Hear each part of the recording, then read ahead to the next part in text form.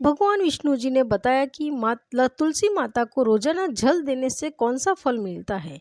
एक समय की बात है, माता लक्ष्मी जी ने भगवान विष्णु जी से पूछा, हे नाथ, आप तो तीनों लोकों के स्वामी हैं, आपकी तीनों लोकों में पूजा होती है, सभी आपकी कृपा पाने के लिए उत्सुक रहते हैं, फिर भी आप इस तुलसी के पौधे की पूजा क्यों करते हैं, इसे रोजाना जल क्यों चढ़ाते हैं।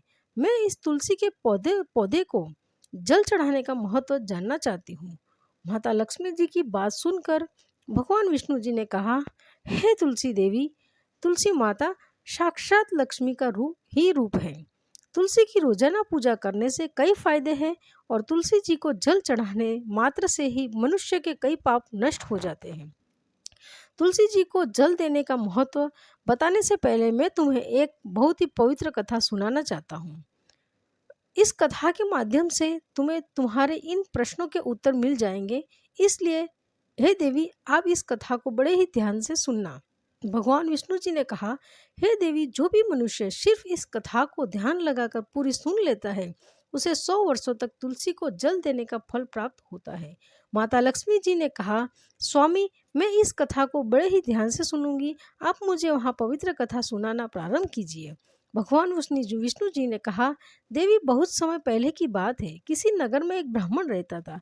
उसका जन्म तो ब्राह्मण कुल में हुआ था, लेकिन उसके जो कर्म थे वो नीच प्रवृत्ति के थे। वह ब्राह्मण हमेशा ही झूठ बोलता और गलत तरीके से पैसा कमाता था। उसका मन हमेशा बुरे कर्मों में ही लगा रहता था। वह सदैव ही जुआ, वेश्यावृत्ति और चोरी में ही लगा रहता था। उसने अपने जीवन में कभी भी पुण्य के काम नहीं किए और शास्त्रों का अध्ययन नहीं किया।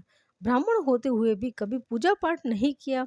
सदैव ही उसका मन दूसरों के धन पर ही लगा रहता था और वह दिन में जो भी धन कमाता उसी रात्रि में जुआ और वेश्यावृत्ति में उड़ा दिया करता था।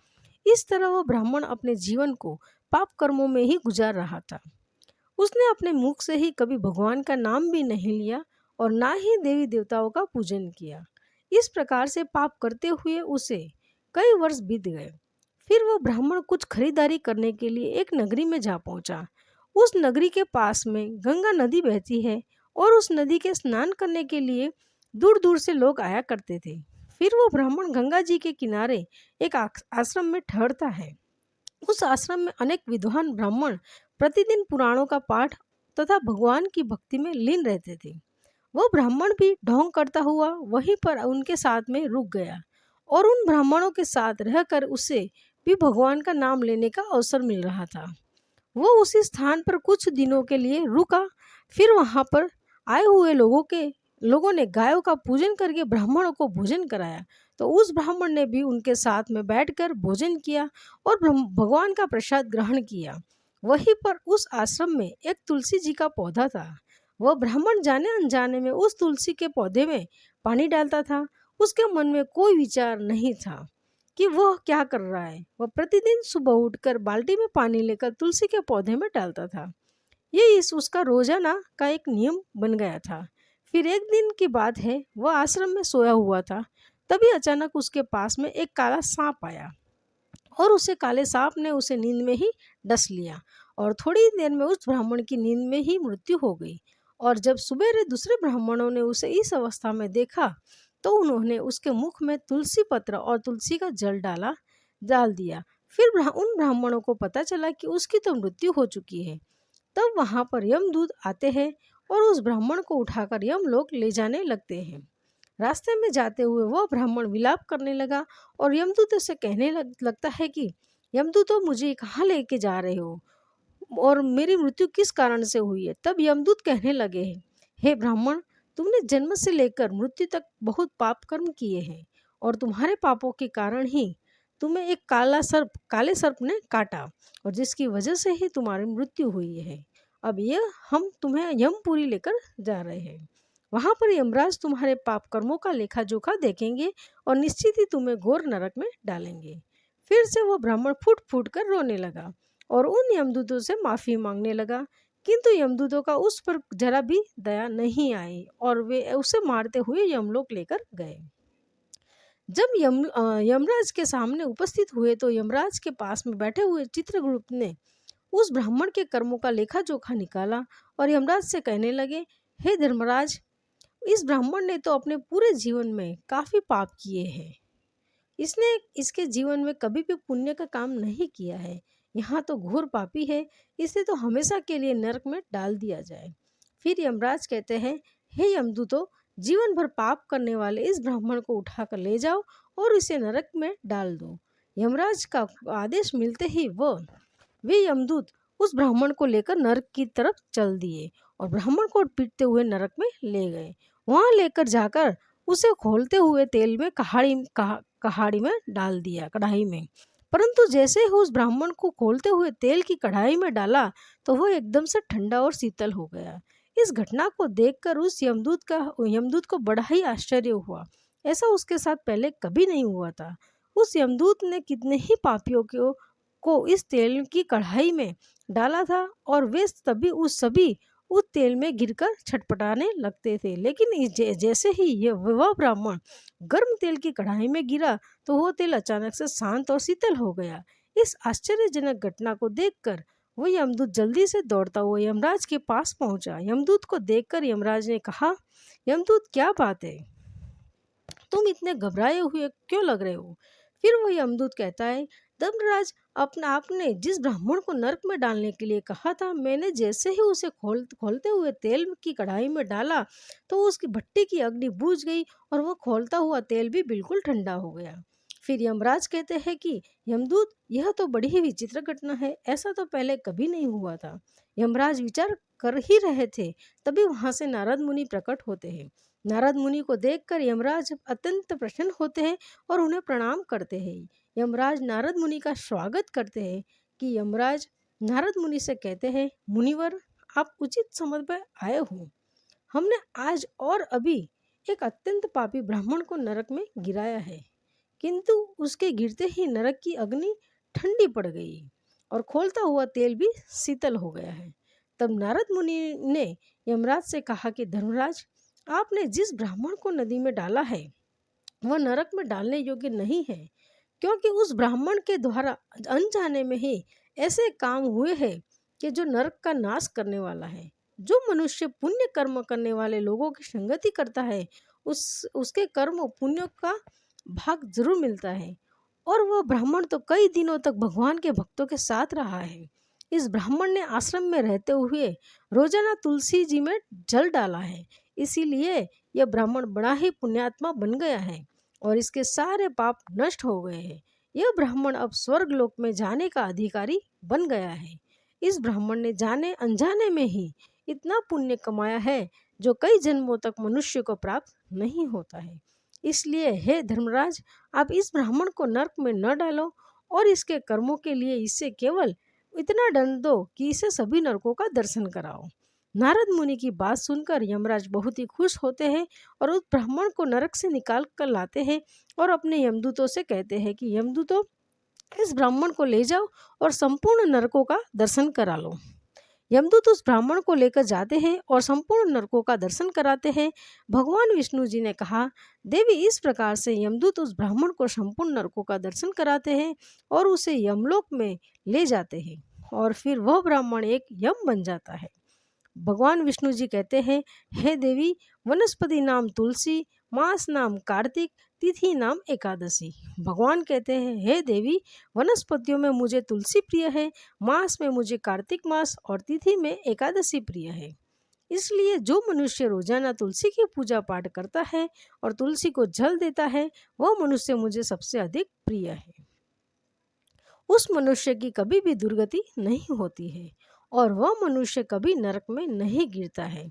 जिन घरों में तुलसी का पौधा सदैव ही हरा भरा रहता है, उस घर में सुख, शांति और समृद्धि बनी रहती है। भगवान विष्णु जी कहते हैं, देवी, मेरी पूजा में और मुझे चढ़ाए जाने वाले भोग में तुलसी के पत्र अवश्य होने चाहिए, क्योंकि तुलसी पत्र के बिना मैं किसी भी प्रकार का भोग स्वीकार नहीं करता हूँ। इसलिए प्रत्येक घर में तुलसी का पौधा अवश्य होना चाहिए। अगर आपके घर में तुलसी का पौधा है तो सुख, शांति और समृद्धि के लिए तुलसी को चुनरी अवश्य चढ़ानी चाहिए। और हमेशा ध्यान रखें कि तुलसी का पौधा चुनरी के बिना अधूरा होता है। तुलसी केवल एक पौधा ही नहीं है, बल्कि वह एक देवी है, मेरी अर्थात विष्णु जी की पत्नी है। इसलिए तुलसी जी को चुनरी अवश्य ही चढ़ानी चाहिए, क्योंकि इससे पति पत्नी में प्रेम और विश्वास बढ़ता है। पति पत्नी का दाम्पत्य जीवन खुशहाल बना रहता है। घर में रहने वाली महिलाएं सदा सुहागिन और सौभाग्यशाली रहती है। तुलसी का विवाह भी अवश्य कराना चाहिए। इससे मनुष्य के सभी दुखों का अंत होता है और इस सांसारिक जीवन में सुखमय बीतता है। भगवान विष्णु जी कहते हैं, देवी, तुलसी के पौधे के पास में अपने मुख से अपशब्द नहीं बोलने चाहिए। तुलसी जी के नजदीक में भूल से भी जूते चप्पल अथवा झाड़ू पोछा नहीं रखना चाहिए। इसे पाप माना गया है। तुलसी जी के पौधे के पास में जल से भरा हुआ बर्तन भी नहीं रखना चाहिए। तुलसी जी के पौधे के पास में दीपक जलाने के बाद दीपक को वहां से हटा देना चाहिए, क्योंकि तुलसी जी के नीचे बुझा हुआ दीपक रखना अशुभ माना जाता है। जिस स्थान पर भी तुलसी का पौधा होता है उस स्थान को हमेशा ही साफ स्वच्छ रखना चाहिए। इसलिए नियमित रूप से तुलसी जी के पौधे के पास में साफ सफाई करना का ध्यान रखना चाहिए। तुलसी जी के पौधे में शिवलिंग और गणेश जी की प्रतिमा नहीं रखनी चाहिए। साथ ही तुलसी जी के गमले में अन्य किसी भी प्रकार का पौधा भी लगाना अशुभ होता है। तुलसी जी के पौधे के पास में कपड़े भी नहीं सुखाने चाहिए, अन्यथा कपड़ों का गंदा पानी तुलसी के पौधे पर गिर सकता है। और हमेशा ध्यान रखना चाहिए कि तुलसी के पत्र को नाखून से नहीं तोड़ना चाहिए, इससे तुलसी जी का अपमान होता है। यदि तुलसी के पत्ते सूख कर गिर जाते हैं तो उन्हें कचरे में नहीं फेंकना चाहिए, क्योंकि वे पत्ते पैरों के नीचे आते हैं तो अच्छा नहीं होता है। उन पत्तों को आप तुलसी जी की मिट्टी में ही दबा दें। भगवान विष्णु जी कहते हैं, हे देवी, रविवार के दिन तुलसी जी के पत्ते नहीं तोड़ने चाहिए और रविवार को तुलसी को जल भी नहीं चढ़ाना चाहिए। बाकी सभी दिन तुलसी जी को सुबह स्नान से निवृत्त होकर जल देना चाहिए और शाम के समय एक दीपक जलाना चाहिए। भगवान विष्णु जी कहते हैं, देवी, अक्सर महिलाएं स्नान के बाद अपने बाल खुले रखकर ही तुलसी जी को जल देती है, परंतु ऐसा करना गलत होता है। महिलाओं को हमेशा अपने बाल बांधकर माथे पर सिंदूर लगाकर ही तुलसी में जल देना चाहिए। इससे तुलसी जी का आशीर्वाद प्राप्त होता है। घर में तुलसी जी का पौधा लगाते समय ध्यान रखें कि इसके लिए गंदी मिट्टी का उपयोग न करें, साफ स्वच्छ मिट्टी का ही उपयोग करना चाहिए। इससे तुलसी माँ रूठ जाती है और सूखने लगती है। तुलसी का पौधा कभी भी गंदे स्थान पर नहीं रखना चाहिए, जैसे नाली है अथवा बाथरूम के पास। तुलसी के गमले को कभी भी नहीं रखना चाहिए, अन्यथा गंदा पानी तुलसी के पौधे में गिर सकता है, जो बहुत ही अशुभ माना गया है। घर में तुलसी का पौधा कभी सूखना नहीं चाहिए। शास्त्रों में ऐसी मान्यता है कि तुलसी का पौधा सूखना अकाल मृत्यु की सूचना देता है। घर में तुलसी का पौधा सूख जाए तो घर की सुख समृद्धि खत्म हो जाती है। सूखी हुई तुलसी में माँ लक्ष्मी जी का वास नहीं होता है। भगवान विष्णु जी कहते हैं, शास्त्रों के अनुसार मासिक धर्म के दौरान महिलाओं को तुलसी के पौधे में पानी नहीं डालना चाहिए और तुलसी को स्पर्श करना भी वर्जित है। तुलसी को बिना स्नान किए जल नहीं देना चाहिए और पैरों में चप्पल आदि पहनकर भी तुलसी को जल नहीं देना चाहिए। तुलसी को जल देते समय ध्यान रखें कि वह जल आपके पैरों पर न पड़े, इससे तुलसी जी का अपमान होता है।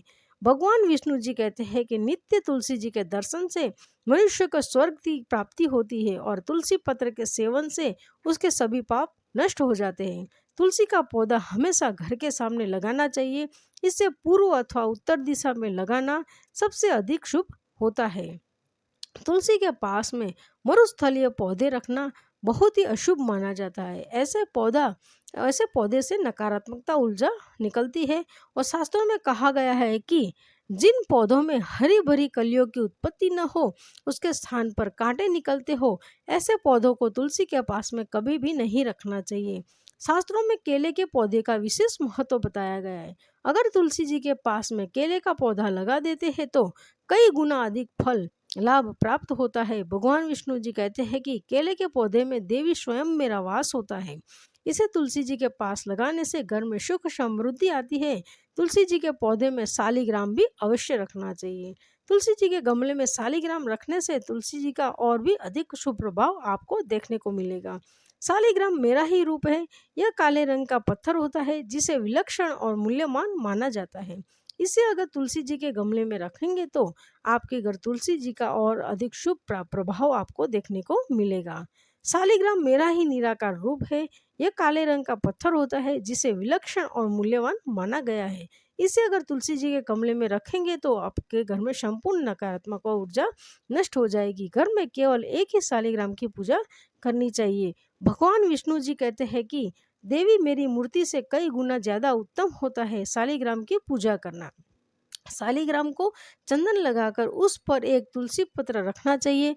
प्रतिदिन शालिग्राम को पंचामृत से स्नान कराना चाहिए। ऐसा करने से मनुष्य के सभी कर जन्मों के पाप नष्ट हो जाते हैं। शालिग्राम सकारात्मक और सात्विकता का प्रतीक होता है। इस प्रकार भगवान विष्णु जी ने माता लक्ष्मी जी को तुलसी के पौधे को जल देने का महत्व बताया और घर में तुलसी जी का पौधा लगाने के सभी नियम बताए। जय श्री कृष्ण। अगर वीडियो पसंद आई हो तो हमारे चैनल को सब्सक्राइब कीजिए। वीडियो में अंत तक बने रहने के लिए धन्यवाद।